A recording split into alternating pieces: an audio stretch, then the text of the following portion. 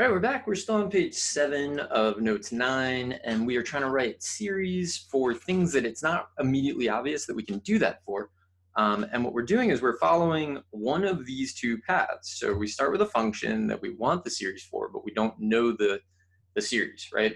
What we're going to do is we're going to take the derivative, see if we can write a series for that. If we can, we'll go over here, write the series, and then we'll just integrate the series, right? And we'll just be back up on the same level. Or we might start with a function, not know the series for it, but think if we took the integral, we could write, sorry, something just like scared me out of the corner of my eye. It's fine, probably. Write the function, take the integral, write a series for the integral, and then take the derivative of that. So this is kind of like the order in which we're going to try to go. So let's see if we can do it. So we want a series for the natural log of 1 plus x. So definitely don't know that offhand. But I do know the derivative of that looks an awful lot like a geometric series. So that would be 1 over 1 minus negative x, which is going to be n equals 0, negative 1 to the n, x to the n. And then the absolute value of negative x has to be less than 1, but that's just the absolute value of x is less than 1. Okay, so now this is a series for the derivative, so we have to integrate that. So I'm going to say that f of x should be some constant plus the integral of this thing. So negative 1 to the n, x to the n, and dx. I don't remember writing that last time. I did. Oh, I just didn't. I like skipped it because it's like an awkward step. So there's that. So this is the constant plus, and we'll deal with the constant in a second. In my experience, the constant is like almost always 0 when you're doing these things, but not necessarily always 0, just almost always. So this will be n plus 1, n plus 1.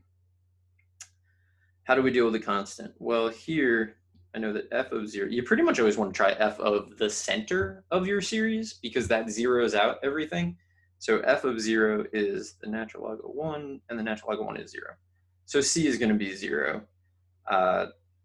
So I don't know where to write that. I guess I'll write f of 0 equals 0, c equals 0.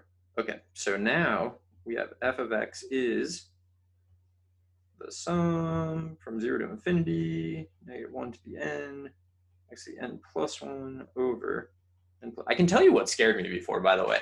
The thing that scared me is I have my phone on my desk, like over in the corner, and it's it's face up, so it's kind of like reflective. And there's a tree and there's wind, and the tree is like moving, and so like I saw the reflection, and it scared me. And I'm still like a little whew because of that, but that's all right. Okay, so we got this almost done, but not done because we don't have the interval. So the interval of this, the derivative, is negative 1 to 1, not including endpoints. That means the interval for this is negative 1 to 1, but we have to test the endpoints. So let's test. We're going to let x equal negative 1. And if x equals negative 1, we have negative 1 to the n times negative 1 to the n plus 1 is negative 1 to the 2n plus 1.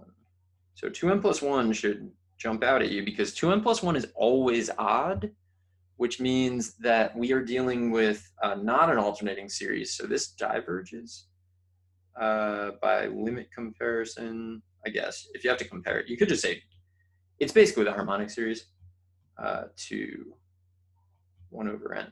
So it diverges by limit comparison to that. So negative 1 is out. And then if we let x equal positive 1, we get, okay, so negative 1 to the n over n plus 1. This converges by alternating series test. And you can do the work if you want, but it definitely does. So then our final answer, this might be why I was weirded out by the last one when I was like, I feel like it doesn't converge at both endpoints, but I think it does. And also I checked the internet, it does. This one converges at one of the endpoints, but not the other. So it doesn't converge at negative 1, but it does converge at 1. So negative 1 That's not an x. X to 1. This is our answer. So we went kind of like down a level to get to the derivative, and then we found a series for the derivative, noted the open interval of convergence because we were able to use that, and then we went like back around, went back up a level to get to the original function. All right. So what to do? I guess I'll do another one here. All right. So I look at this and like, I don't know. It's not really geometric. So could I try writing two geometric series and multiplying them and then multiply that by 3? That'll actually work. That's a method that would work. I definitely don't want to do that, but I might show it on the calculator depending on how long I think this has gone. I should probably like run a timer. Anyway, I'm gonna integrate this. I'm gonna do the integral of f of x. Taking the derivative is not gonna help. So if I integrate it, what do I get?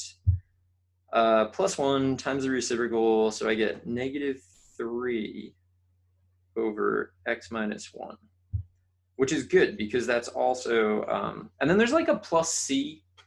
All right, so there's a plus c, but we're gonna write a series and then take the derivative, so the c is just gonna disappear.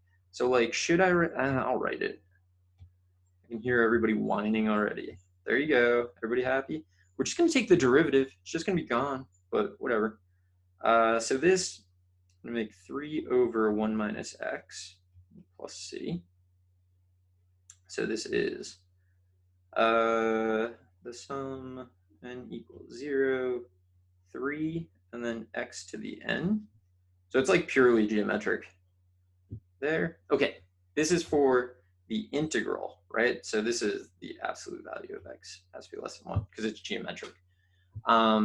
That's a series for the integral. So to get back to the function, I need to take the derivative. So here goes your plus c, everybody. We're going to do the derivative of this. 0, 3x to the n plus c. And that'll be, that's f of x. F of x. Okay, so this is going to be the sum 0. So now why is it that I don't need to worry about, why do I not need to worry about changing, do I need to worry about that? Like the first term is a constant, it's 3, and that's when, so do I think I need to worry about that. I'm gonna worry about it. I'm gonna change this to 1. And take the derivative, because it should. I mean, if I didn't do that, okay, so if I didn't do that, then I would plug in 0, and 0 times n is 0. So I think we would have been in the clear, but that's bad work. So I have this, and then the derivative of c is 0, so that's gone. I'm trying to highlight it, so you can see this derivative, that's the variable, that's gone. So this is what we get. But we're not totally done because we need to check the endpoints, and then I'm going to graph this one just to see if we did it right. I think we did, but you know, whatever.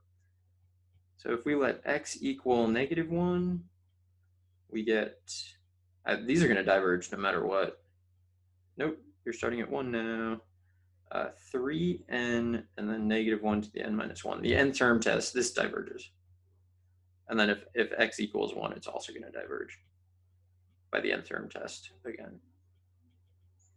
Because you just get this, which also diverges. So this is going to be -1 to 1. Okay, let's check this. And then I'll call this a video. Well, let's check this, hope it's right, and then we'll call it a video.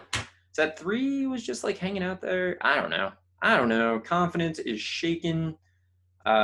Is it good for you to see that happens sometimes? Probably. I don't know.